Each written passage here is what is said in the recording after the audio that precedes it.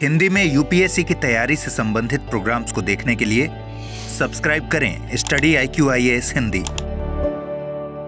आपको आवाज आ रही होगी। करंट अफेयर्स में आजकल हम लोग एक एक विषय पकड़कर उसे देखते हैं और आज एक महत्वपूर्ण मुद्दा जो आया है वो है सीएए से रिलेटेड। सीएए के बारे में आप जानते ही हैं, काफ़ी ज़्यादा विवाद रहा है, खास करके नॉर्थ ईस्ट में बहुत ज़्यादा हल्ला हुआ था और दिल्ली में भी शाहीन बाग वाला आपको पूरा प्रोटेस्ट याद होगा, बहुत जमकर उस पर बवाल मचा था। इससे रिलेटेड एनआरसी आपको पता है, एनपीआर आपको पता है, ये सब भी आपको जानने की ज़रूरत है। तो आइए जल्दी से शुरू करें। अमृत उपाध्याय 007 इंस्टा पर और अमृत उपाध्याय 007 टेलीग्राम पर मेरा पता है, आप चाहें तो मुझसे जुड़ सकते हैं। आइए सबसे पहले समझते हैं एनपीआर क्या है, फिर समझेंगे एनआरसी क्या है और तब समझेंगे कि सीएए से जुड़ा विवाद क्या है। दरअसल सीएए से जुड़ा हुआ विवाद समझने के लिए हमें थोड़ा बैकग्राउंड समझना ही होगा, अदरवाइज हम सीधे भी सीएए कर सकते हैं, लेकिन फिर बात उतने अच्छे से समझ में नहीं आएगी। सबसे पहले समझिए एनपीआर क्या है। National population register. National population register नाम से ही समझ में आ रहा है कि देश के सामान्य निवासियों की जानकारी का एक डेटाबेस है। और इसमें शब्दों पर ध्यान दीजिएगा, नेशनल पता ही है, पॉपुलेशन रजिस्टर है। पॉपुलेशन रजिस्टर में यहां दिया गया है कि देश के सामान्य निवासियों की जानकारी का डेटाबेस है। तो देश के सामान्य निवासियों में सिटीजन्स भी आएंगे और नागरिक भी आएंगे और जो गैर नागरिक हैं वो भी आएंगे, यानी विदेशी भी आएंगे। सामान्य निवासी कहने से तात्पर्य यहां ये है कि अगर कोई व्यक्ति 6 महीने से यहां रह रहा है इंडिया में किसी पर्टिकुलर जगह पर, 6 महीने से किसी जगह रह रहा हो, या फिर अगले 6 महीने या 6 महीने तक 6 महीने तक रहने की मंशा रखता हो, रहने की मंशा रखता हो, तो उसको सामान्य निवासी कहेंगे। तो देश के सामान्य निवासियों की जानकारी का एक डेटाबेस, जिसमें नागरिक भी होंगे, फॉरेनर्स भी होंगे, कई सारे फॉरेनर्स जो सरकारी कामकाज से यहाँ रुके हुए हैं, कई सारे दूतावासों में काम कर रहे हैं। 6 महीने जो भी रह चुका है या फिर आगे आने वाले समय में 6 महीने अपना पूरा करने वाला है, 6 महीना तक रहने वाला व्यक्ति सामान्य निवासी है और उसका डेटाबेस एक होगा जिसको कहेंगे नेशनल पॉपुलेशन रजिस्टर। और ये नेशनल रजिस्टर सिटीजन्स से अलग है। 2003 में नागरिकता अधिनियम में संशोधन किया गया। हमारे यहाँ एक सिटीजनशिप एक्ट है, आपको पता है, सिटीजनशिप एक्ट 1955। तो नागरिकता अधिनियम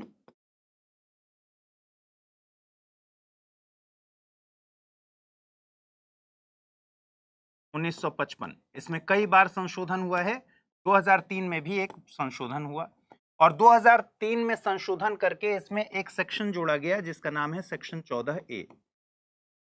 सेक्शन 14A के जरिए केंद्र सरकार को एम्पावर किया गया कि नागरिकों का पंजीकरण अनिवार्य रूप से सरकार कर सकती है और एक राष्ट्रीय मतदाता पहचान पत्र जारी किया जा सकता है नागरिकों को केंद्र सरकार के द्वारा। धारा 14A के तहत बनाए गए नागरिकों का पंजीकरण और राष्ट्रीय पहचान पत्र जारी करने के लिए जो नियम बनाया गया 2003, इसके तहत एनपीआर का प्रावधान किया गया। तो अगर आपसे कहा जाए कि एनपीआर का प्रावधान कब हुआ, एनपीआर का प्रावधान हुआ इस नियम के तहत, धारा 14A के तहत। धारा 14A किसमें जुड़ा हुआ था? सेक्शन 14A जुड़ा नागरिकता के अधिनियम में। 1955 में संशोधन किया गया, सिटीजनशिप एक्ट 1955 में अमेंडमेंट करके 2003 में अमेंडमेंट हुआ और एक सेक्शन जोड़ा गया 14A और एनपीआर का प्रावधान उसके रूल्स के तहत कर दिया गया। अब सवाल है कि एनपीआर क्या है। 2010 में पहली बार यह प्रक्रिया की गई, 2015 में इसमें अपडेशन किया गया और अभी 119 करोड़ निवासी का डेटाबेस इसमें ऑलरेडी मौजूद है। एनपीआर क्या है वो तो हम समझ ही चुके हैं, एनपीआर पर क्या कार्रवाई हुई ये समझना है। तो 2010 में टाइमलाइन आप समझ रहे हैं, 2003 में अमेंडमेंट हुआ सिटीजनशिप एक्ट 1955 में, ठीक है। 14A धारा जोड़ा गया अमेंडमेंट करके, नियम बनाए गए। 14A शक्ति देता है केंद्र सरकार को कि एक रजिस्टर मेंटेन करे, अनिवार्य रूप से रजिस्टर कराए और एक राष्ट्रीय मतदाता पहचान पत्र जारी करे। इसी के तहत 2010 में पहली बार एनपीआर की प्रक्रिया हुई, पॉपुलेशन रजिस्टर की प्रक्रिया हुई, और 2015 में अपडेट किया गया और इसमें अभी 119 करोड़ के करीब लोगों के डेटाबेस हैं ऑलरेडी। सरकार अब इसे फिर से अपडेट करने की तैयारी में है। 2020 में सरकार ने जनगणना नियमों में संशोधन करके आंकड़ों को इलेक्ट्रॉनिक तरीके से दिखाने, उन्हें एकत्र करने और स्वगणना के लिए सक्षम बनाने के लिए प्रोविजन कर दिया है। स्वगणना के लिए मतलब अपने से अप्लाई करके और अपने रिकॉर्ड दर्ज कराने जैसी कोई सुविधा इलेक्ट्रॉनिक वे में। एनपीआर की प्रक्रिया में पेरेंट्स के जन्म स्थान, समय, मातृभाषा क्या है, इस तरह के बहुत सारे सवालों का एक लंबी लिस्ट है, वो पूछा जाता है और पूछकर रजिस्ट्रेशन किया जाता है और इस बात की पहचान की जाती है कि कोई डाउटफुल सिटीजन ना हो। ठीक है, तो डाउटफुल सिटीजन नियम के तहत एनपीआर के डेटा का इस्तेमाल होता है डाउटफुल सिटीजन की पहचान करने के लिए। और जब इसमें कई सारे सवालों से तय होता है कि भाई कोई डाउटफुल सिटीजन है, तो उसकी फैमिली को और उसको इंडिविजुअली एक मौका दिया जाता है साबित करने के लिए कि भाई अगर डाउटफुल सिटीजन है तो साबित करे किसी और तरीके से। और अगर साबित नहीं कर पाएगा, डाउटफुल सिटीजन की कंडीशन में अगर उसकी नागरिकता पर शक हो और वो साबित नहीं कर पा रहा है कि वो नागरिक है, उसके पास पर्याप्त डॉक्यूमेंट नहीं है, तो फाइनली क्या होगा, वो क्या माना जाएगा, अप्रवासी माना जाएगा, अवैध प्रवासी माना जाएगा। अवैध प्रवास का मतलब क्या होता है? अवैध प्रवास का मतलब होता है कि वैसे लोग जो बाहर से आए, पहली बात, या तो बिना डॉक्यूमेंट के आए, बिना वैलिड डॉक्यूमेंट के देश में एंटर कर गए तो अवैध प्रवासी हैं, या फिर आए थे वैलिड डॉक्यूमेंट के साथ लेकिन उनके वैलिडिटी की, डॉक्यूमेंट की वैलिडिटी की समय सीमा खत्म हो गई और वो वैलिडिटी अब बची नहीं, तो फिर वो अवैध प्रवासी हो जाएंगे। ठीक है, तो ये एनपीआर था। अब आ जाते हैं असम के तनाव पर, फिर आएंगे एनआरसी पर और फिर आगे बढ़ेंगे, सीएए को फाइनली समझेंगे। असम मामला सबसे ज्यादा सेंसिटिव रहा है और आपको पता ही है कि सीएए की जब भी बात आती है असम में खूब ज्यादा प्रोटेस्ट होता है, असम को बहुत सारे ऑब्जेक्शन रहते हैं, नॉर्थ ईस्ट ही पूरा डिस्टर्ब हो जाता है। तो सीएए के मामले पर असम में इतनी आग क्यों भड़की है, इसके लिए बैकग्राउंड, क्यों पिछली बार इतना बवाल हुआ था, इसके लिए बैकग्राउंड जानना जरूरी है। देखिए, असम हमेशा से सेंसिटिव रहा है, क्यों? क्योंकि बांग्लादेश से प्रवासियों के आगमन, शरणार्थियों के आगमन का सबसे बड़ा जो क्षेत्र है वो नॉर्थ ईस्ट है और उसमें भी असम है, क्योंकि ये ज्योग्राफिकली बांग्लादेश से करीब है। तो बांग्लादेश से खूब प्रवासी आए हैं, अवैध रूप से आए हैं, डॉक्यूमेंटेशन नहीं है। बांग्लादेश शुरू से ही, देखिए 1947 से जब देश आजाद हुआ तब से अवैध प्रवास हो रहा है, लेकिन 1971 आते आते तक, जब 1971 में वहां ऑपरेशन सर्चलाइट किया गया पाकिस्तान गवर्नमेंट की तरफ से और लाखों लोगों को मार दिया गया, लाखों औरतों के साथ, हजारों की तादाद में औरतों के साथ, इनफैक्ट कहा जाता है लाखों की तादाद में औरतों के साथ अत्याचार हुआ, बलात्कार हुआ। ऐसी कंडीशन में लोग वहां से डर डर के भाग कर आते थे इंडिया, और खास करके इससे असम की जो जनसंख्या है वो बहुत ज्यादा प्रभावित हुई। तो असम में इस बात का असंतोष धीरे धीरे बढ़ता चला गया कि धीरे धीरे स्थिति ये हो जाएगी कि असम में बांग्लादेशी ज्यादा हो जाएंगे, यहां के मूल लोग कम होते जाएंगे जनसंख्या के अनुपात में। और इस बात को लेकर एक नृजातीय तनाव हमेशा वहां पर रहा और वो इतना ज्यादा बढ़ गया कि 1979 से 1985 के बीच ये तनाव 6 साल तक अपने चरम पर था। ठीक है, फाइनली 1985 में एक समझौता हुआ जिसे हम कहते हैं असम अकॉर्ड, असम अकॉर्ड 1985। ये समझौता हुआ तीन पक्षों के बीच में। एक तो भारत सरकार, राजीव गांधी की सरकार थी, दूसरा असम सरकार, और जो असम मूवमेंट के मेन पार्टीज थीं, असम आंदोलन की मुख्य पार्टीज थीं, जिसमें एक बहुत ही महत्वपूर्ण पार्टी है AASU, all Assam student union, और प्लस कुछ और पार्टियां। इनके बीच में असम अकॉर्ड हुआ 1985, और असम अकॉर्ड के जरिए नागरिकता अधिनियम में फिर से संशोधन हुआ। 1985 में नागरिकता अधिनियम 1955 में फिर से संशोधन हुआ, और संशोधन करके 6A सेक्शन जोड़ दिया गया। असम के लिए कुछ विशेष प्रोविजन कर दिए गए। अब असम के लिए विशेष प्रोविजन क्या थे? 6A में कहा गया कि 1 जनवरी 1966 से पहले बांग्लादेश से जो लोग असम आए और साधारणतः असम में रह रहे लोग हैं, वो भारतीय नागरिक होंगे, उनकी नागरिकता पर कोई प्रश्न चिन्ह नहीं लगाया जाएगा। तो एक डेट दे दिया गया 1 जनवरी 1966 से पहले जो बांग्लादेश से आ गए हैं और रह रहे हैं इंडिया में, असम में, उनको कोई दिक्कत नहीं है, वो नागरिक मान लिए जाएंगे। 1 जनवरी 1966 से 25 मार्च 1971, ऑपरेशन सर्च लाइट का डेट है 25 मार्च 1971।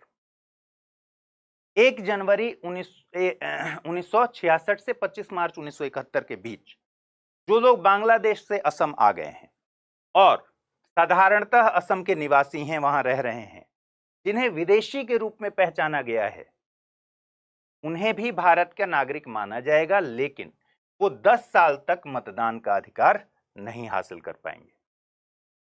और तीसरा जो इंपॉर्टेंट क्लॉज है जिस पर CAA से टकराव है, वो है 25 मार्च 1971 के बाद जो लोग आए हैं, यानी ऑपरेशन सर्चलाइट की डेट के बाद, जब वहां पर अटैक हो गया, ठीक है, पाकिस्तानी फौज का, तो जाहिर सी बात है उस समय से बहुत ज्यादा लोग भागे होंगे। उसके बाद असम में आए लोगों की पहचान होगी और उन्हें वापस भेजा जाएगा, ठीक है। इनके लिए पहचान होगी फॉरेनर्स एक्ट 1946,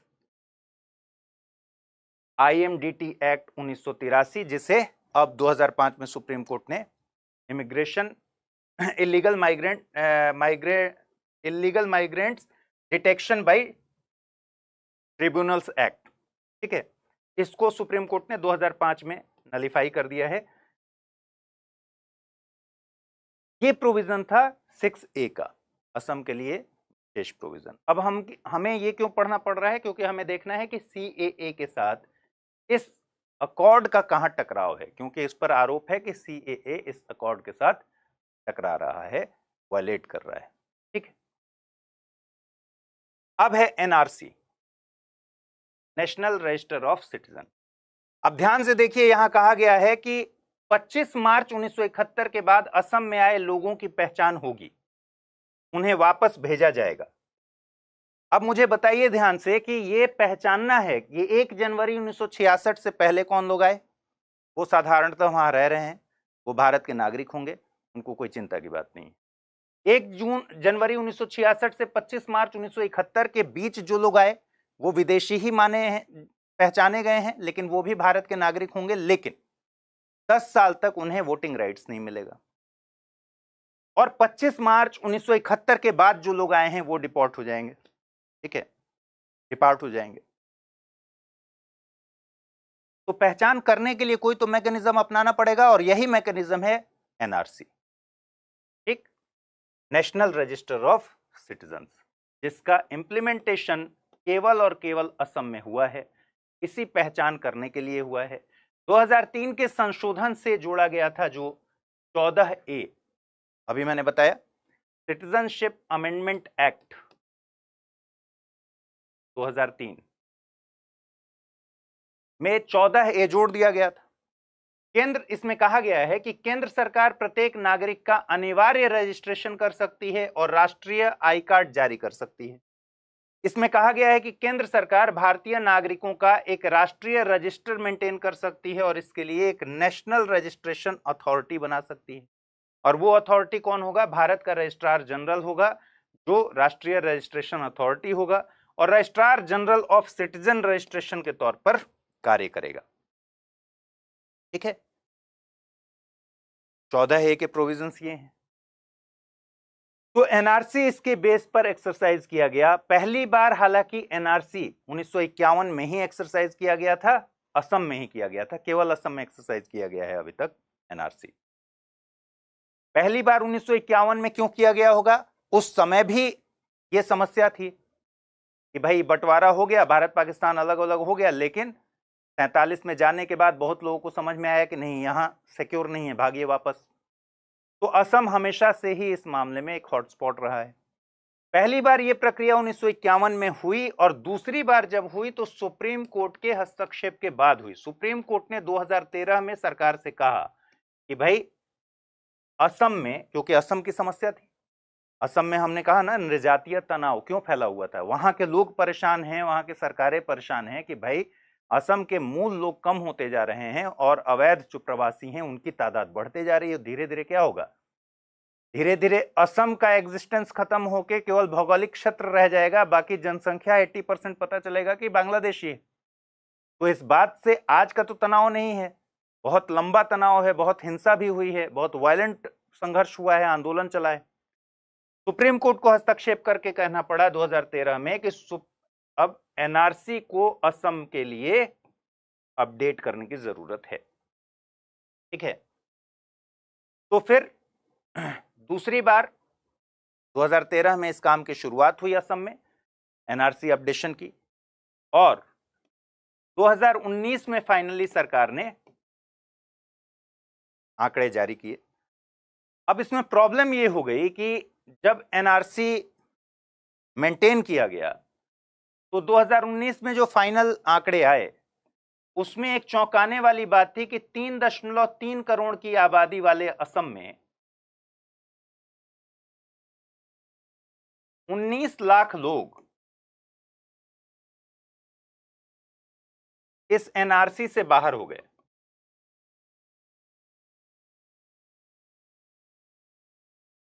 सरकार ने रिकॉग्नाइज नहीं किया 19 लाख लोगों को कि ये वो लोग हैं जो किसी भी तरीके से भारत के नागरिक माने जाएं।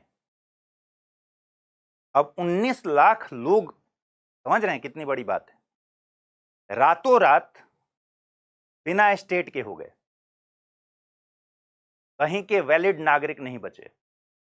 इसमें जाहिर सी बात है बहुत सारे ऐसे लोग होंगे जो अवैध प्रवासी ही होंगे, लेकिन इसमें चिंता की बात यह हो गई कि बहुत सारे ऐसे लोगों के क्लेम आने लगे और विरोध प्रदर्शन होने लगा कि इस पूरी प्रक्रिया में ही खोट है एनआरसी की, और ऐसे ऐसे लोगों के क्लेम आए कि एक परिवार में 7 लोग रहते थे या 10 लोग रहते थे, उसमें 2 लोग बाहर हो गए, 8 लोग अंदर हो गए, 8 लोग नागरिक मान लिए गए और 2 लोग उससे बाहर हो गए। तो जमकर विरोध होने लगा। इस 19 लाख में जिस पॉलिटिकल जब डिबेट शुरू हुए तो क्लेम हुआ कि भाई इसमें बहुत सारे हिंदू भी हैं, वैसे हिंदू जिनका बांग्लादेश से कोई लेना देना नहीं है।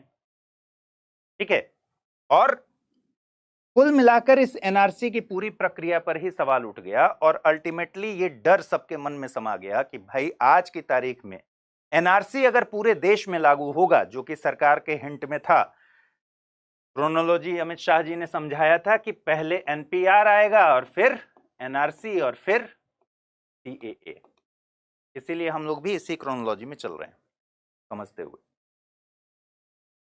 पूरे देश में भय हो गया ना, असम में तो हुआ ही, पूरे देश में भय हो गया कि भाई एनआरसी आएगा तो क्या होगा, आज मैं नागरिक हूं, हो सकता है कल को ना रहूं।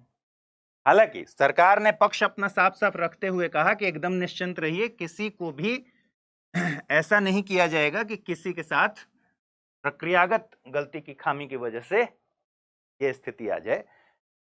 तो सरकार ने एक लंबी चौड़ी लिस्ट बताई डॉक्यूमेंट्स की कि भाई ये नहीं है तो मैट्रिक का सर्टिफिकेट, ये नहीं है तो बैंक का कागज, ये नहीं है तो राशन कार्ड, 14-15 लिस्ट, 14-15 इस तरह के कागजातों की लिस्ट पकड़ा दी सरकार ने कि इनमें से कुछ भी लेके जाइएगा तो आपके डॉक्यूमेंट्स की पहचान की जाएगी और आपको उस एनआरसी में शामिल किया जाएगा।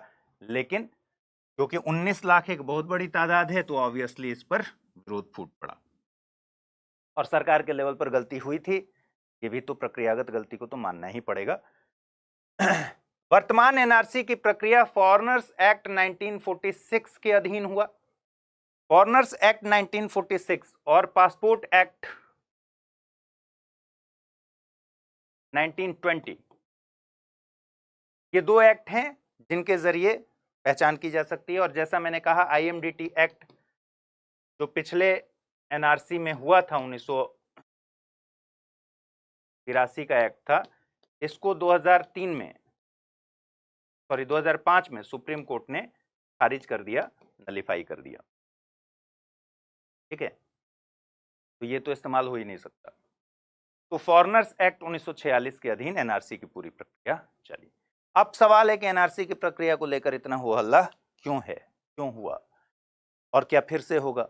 अब सीएए की बात आते के साथ ही ये बात लिंक हो जाती है कि एनआरसी भी प्रक्रिया होगी और एनपीआर भी होगा, और उसी क्रोनोलॉजी में होगा, क्योंकि परिणाम को लेकर लोग भयभीत उस समय भी थे, अभी भी होंगे।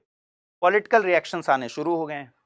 एनआरसी प्रक्रिया को लेकर अफरा तफरी इसलिए मची कि पहले तो दस्तावेज को लेकर, डॉक्यूमेंट्स को लेकर ये हुआ कि भाई वेग तरीके से खबरें भी आई, बहुत र्यूमर्स भी फैले। ये भी बात है कि ये डॉक्यूमेंट चाहिए, किसी ने कहा कि 1960 के पहले का डॉक्यूमेंट चाहिए, बैंक का उस समय का कागजात चाहिए। तो 14 लिस्ट था, उसमें ये भी था कि भाई इसमें से एक भी नहीं है तो क्या हम नागरिक नहीं बचेंगे। इस तरह के बहुत केओस हुए।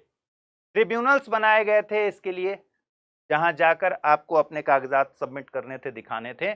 उन ट्रिब्यूनल्स की संख्या बहुत सीमित थी और असम का क्षेत्रफल काफी बड़ा था, तो कोने कोने से लोग जाते थे। दिक्कत यह भी थी कि इस ट्रिब्यूनल में ट्रेंड लोग नहीं बैठे थे, नॉन ट्रेंड लोग बैठे हुए थे। और वो क्या करते थे, एक बार एक गरीब आदमी अगर वहां से उठकर आया किसी के कहने पर भी, एक तो पता नहीं चलता है कि ये प्रक्रिया भी चल रही है, दूसरा अगर पहुंचता भी है और उसको 5 बार दौड़ाया जाए कि ये डॉक्यूमेंट छूट गया है, लेके आइए, तो सरकारी कामकाज जैसे होता है वैसे हुआ।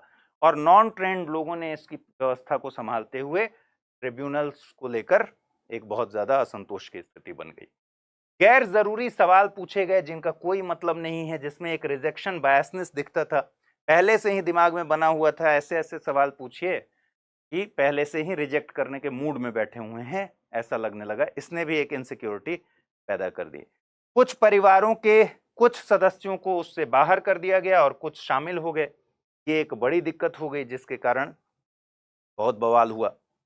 ठीक है, 3,30,00,000 आवेदकों में से 19 लाख एनआरसी से बाहर हो गए, और जो बाहर हो रहे थे उनको रिजेक्शन स्लिप देना था ट्रिब्यूनल्स की वजह तरफ से, वो भी कायदे से टाइम सर नहीं मिला।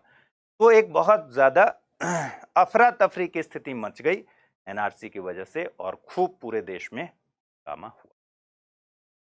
फिर हालांकि सरकार ने मामले को संभालते हुए खारिज किया कि एनपीआर और एनआरसी की का कोई संबंध नहीं है। एनपीआर एनआरसी की तरफ पहला कदम है, ऐसी कोई बात नहीं है। लेकिन पीछे हमने जो अमेंडमेंट्स पढ़े हैं, सेक्शंस पढ़े हैं 14 में, तो साफ साफ दिख रहा है, रूल्स जो है उनके में साफ साफ एनपीआर के बेस पर डाउटफुल सिटीजन्स को आइडेंटिफाई करना है, जिसका सीधा मकसद सीधा सीधा दिया हुआ है कि नेशनल रजिस्टर ऑफ सिटीजन्स बनाने की प्रक्रिया में इसी तरीके से आगे बढ़ेंगे। तो लोगों में एक असंतोष की भावना आ गई। फिर 2019 में ही सरकार ने नागरिकता संशोधन अधिनियम 2019 लागू किया, और 2020 में इसको राजपत्र में प्रकाशित भी कराया, गैजेट में। लेकिन सवाल है कि अब सीएए पर क्यों बवाल हुआ। बवाल इसके क्लॉज पर हुआ।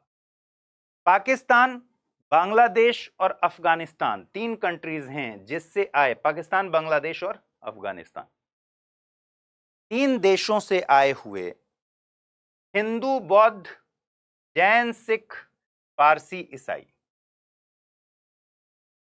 ठीक है, हिंदू, बौद्ध, जैन, सिख, पारसी और ईसाई। मुस्लिम्स नहीं दिख रहे हैं आप में इसमें। ये 6 समुदाय हैं, 6 धर्म हैं। 3 कंट्रीज के 6 धर्म से आए लोग जो 31 दिसंबर 2014 के पहले भारत आए हैं, उन्हें भारत की नागरिकता के लिए उनकी एलिजिबिलिटी होगी।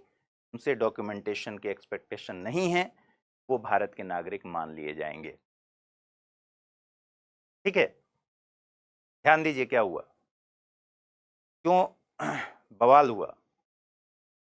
कॉन्स्टिट्यूशन में अमेंडमेंट हुआ, सिटीजनशिप एक्ट में अमेंडमेंट हुआ 2019। CAA क्या है?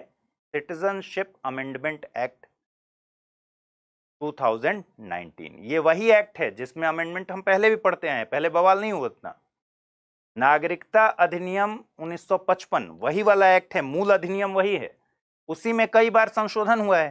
2019 में भी उसी में संशोधन हुआ है, ये कोई नया ऐसा एक्ट नहीं आया है।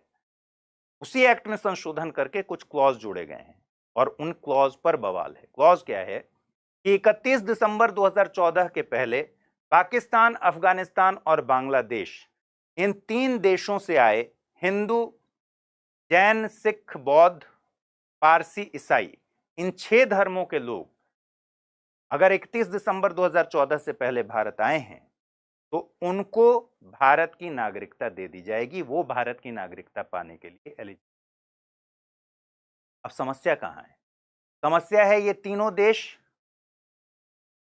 पाकिस्तान, बांग्लादेश और अफगानिस्तान, जहां मुस्लिम आबादी बहुत ज्यादा है, ऑलमोस्ट मुस्लिम आबादी। 6 समुदाय जिसमें मुस्लिम नहीं है। इसका मतलब लेट्स से कि 1000 लोग आए थे, अगर एक छोटा सैंपल ले लेते हैं कि 1000 लोग आए थे, ठीक है, बाहर से। सरकार ने कहा कि भाई ये सुविधा इसलिए कर दी गई है क्योंकि ये धार्मिक रूप से उत्पीड़ित लोग हैं, धार्मिक उत्पीड़न के शिकार हैं। अब जब 1000 लोग आए यहां, किसी न किसी वजह से भाग कर आए, इनमें से लेट से 200 लोग थे मुस्लिम, 50 लोग थे तमिल, श्रीलंका से आए थे, 50 लोग थे रोहिंग्या मुसलमान जो म्यांमार से आए थे, ठीक है, और बाकी 700 लोग थे जो 3 देशों से आए थे, पाकिस्तान, अफगानिस्तान और बांग्लादेश, और नॉन, ये जो 6 कम्युनिटी हैं उनसे थे, 6 धर्म से। समस्या ये है कि इन 1000 में कहा गया कि ये 300 लोग अवैध हैं, ये 700 लोग, इनको वैध बना दिया जाएगा, ठीक है। ये 700 लोग जो सेम कंडीशन में आए थे, इनको नागरिक मान लिया जाएगा 31 दिसंबर 2014 से पहले अगर आए हैं तो।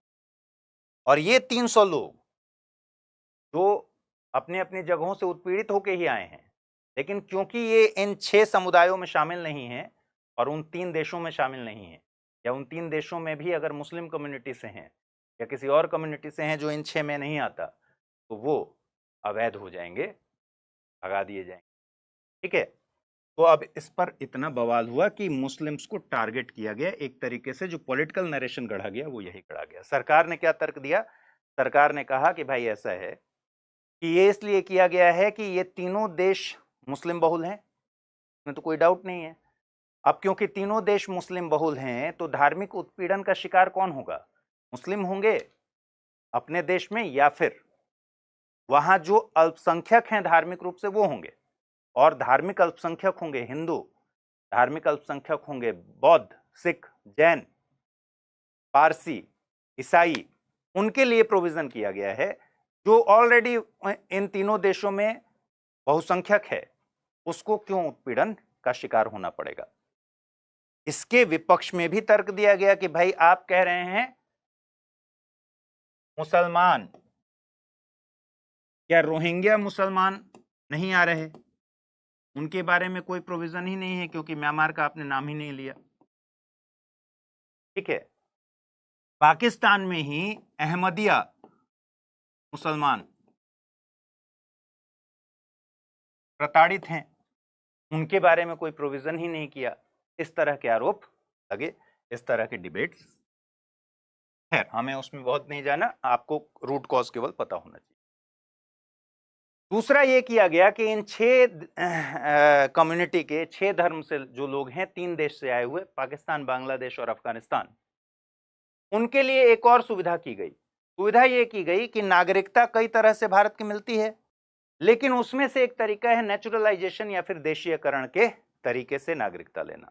इसमें कंडीशन ये है कि आप 12 महीने तक अगर यहां पर हैं, आज अगर मैं आवेदन करने जाऊं, पिछले 12 महीने से अगर मैं भारत में रह रहा हूं, तो एक क्लॉज तो यह है कि 12 महीने से मैं रह रहा हूं तब मैं आवेदन करूंगा। अगर इस 12 महीने को छोड़ दीजिए, फिर 14 साल पिछला, उन पिछले 14 साल में अगर 11 साल तक मैं हूं भारत में,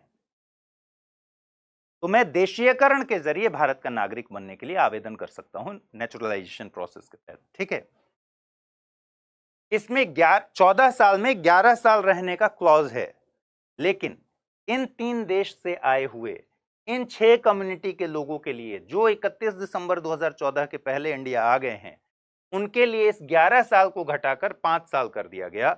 इसका मतलब इन सारे कंडीशंस को फुलफिल करने की स्थिति में देशीयकरण से नागरिकता इन लोगों को मिल जाएगी। अगर 31 दिसंबर 2014 के पहले आए हैं, इन 3 देश से हैं, इन 6 कम्युनिटी से हैं, 14 साल में, पिछले 14 साल में अगर 5 साल भारत में रहे हों, तो उनको कंसिडर किया जाएगा नागरिक के लिए, जबकि बाकी लोगों के लिए ये सीमा 11 साल है। ठीक है, तो विवाद कहां हुआ? विवाद पहला तो ये हुआ कि भाई आर्टिकल 14 जो विधि के समक्ष समता की बात करता है हमारे संविधान का, वो सभी व्यक्तियों के लिए है, ना कि केवल नागरिकों। नागरिकों और गैर नागरिकों के लिए विधि के समक्ष भारत में समता है, सभी व्यक्तियों के लिए, ऑल पर्सन्स लिखा हुआ है, सिटीजन्स नहीं लिखा हुआ है। तो इस तरह की भेदभाव आप कर सकते कि कुछ कम्युनिटीज को बाहर रख दिए। ठीक है, दूसरा, उत्पीड़ित अल्पसंख्यकों का जो सरकार का तर्क है, उत्पीड़ित अल्पसंख्यकों में एक तो उसको परिभाषित नहीं किया गया है ठीक से कि उत्पीड़ित अल्पसंख्यक कौन है। दूसरा, ऐसे कई सारे और भी कंट्रीज से आए हुए और भी समुदाय हैं, और समुदाय के भीतर भी कैटेगरीज है, जैसे अहमदिया मुसलमान, रोहिंग्या, जो उत्पीड़ित अल्पसंख्यक के दायरे में आने चाहिए थे, लेकिन सरकार ने उनको कंसिडर नहीं किया। और तीसरा, असम अकॉर्ड का उल्लंघन हुआ। असम अकॉर्ड का उल्लंघन क्यों हो रहा है? इसलिए हो रहा है कि असम अकॉर्ड में साफ साफ ये प्रोविजन किया गया था असम अकॉर्ड के जरिए कि 25 मार्च 1971 के बाद जो लोग आए हुए हैं इंडिया, उनकी पहचान की जाएगी और उनकी पहचान करके उनको वापस किया जाएगा। लेकिन अब असम अकॉर्ड के हिसाब से 25 मार्च 1971 के बाद जो लोग आए हुए हैं उनको असम से बाहर करना है। ठीक है,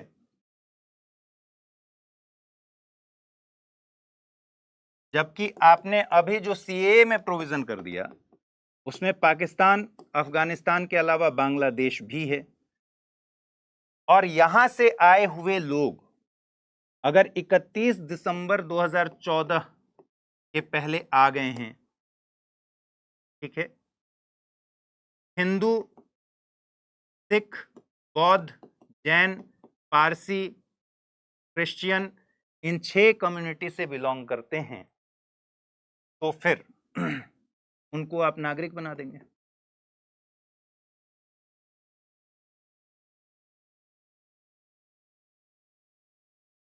यहां आप कह रहे हैं 25 मार्च 1971 के बाद जो आया है उसको पहचानेंगे और कहेंगे कि जाओ। यहां आप कह रहे हैं 31 दिसंबर 2014 के पहले अगर आ गया है तो नागरिक हो गया है। तो इफेक्टिवली क्या हुआ? इफेक्टिवली बहुत सारे अप्रवासी तो यहां एडजस्ट हो जाएंगे ना।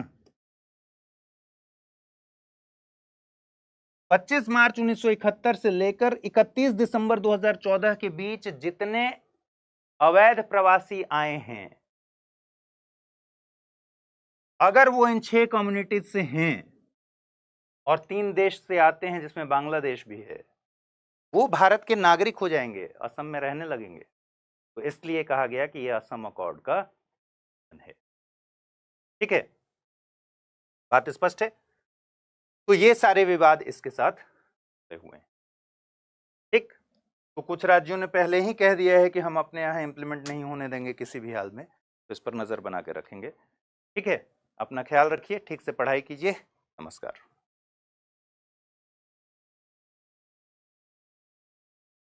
हिंदी में यूपीएससी की तैयारी से संबंधित प्रोग्राम्स को देखने के लिए सब्सक्राइब करें स्टडी IQ IAS हिंदी।